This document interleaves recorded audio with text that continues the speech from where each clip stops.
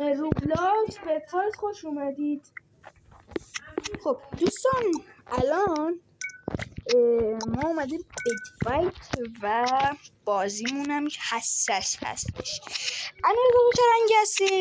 من تیم قرمزم. شما؟ من تیم سبزم داداش. تنها بدی این زمین میدونی چیه امیررضا؟ چیه؟ تنها بدی اینه باید از ببین زیر زمین داره ولی بلاک زیاد میخواد. بلاک زیاد میخواد مثلا اینکه بتونی بریم رو زمین های دیگه. میدونی چی میگم که بلاک زیاد خرج میکنم.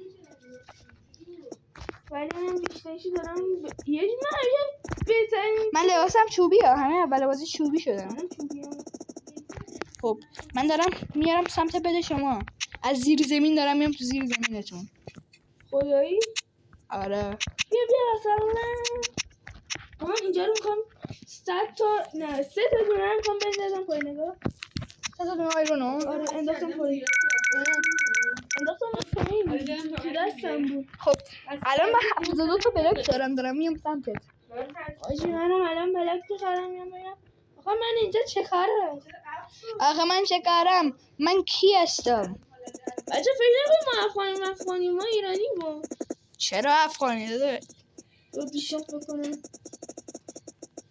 چرا؟ من از زیر زمین دارم بیام داداش. بس که بهت گفتم. هلو با جفتمون مردیم. من خدای وسیله ای نداشتم زیاد خوب باشه. 40 تا بلوش به درد نمیخوره بابا. الان برم اما هم بیا همون زیر زمین راه پیدا کنیم. بیا زیر زمین بریم. من زیر زمین باز نیستم. خاکی باش داداش. من این سنگو دوست ندارم چون شبیه دوستان اگه همین ویدیو رو لایک کنید من این سوت میزنم ببینید. من افتادم پایین. دیدمت دوستان لایک و سابسکرایب نکردن من افتادم دیگه. تبدیلم هستم. دوستان چرا لایک و ساب نمی‌کنید که من بیفتم؟ دوستان یارا من نفوذ کردم به سمت قرمزا که امیررضا تو اون تیمه. من از زیر زمین بالاخره اومدم تو. اومدی منو داره میزنی؟ وای دوستان از زیر زمین راه پیدا کردم. خب جرأت داری بیا تو زیر زمین ما نصفت میکنیم میخوریمت. یارو اینجا وایسادم بزرگی ندارم بیار. من برم خاک تو سرت. برو یه دمیج بهشون بده پرتشون کن پایین.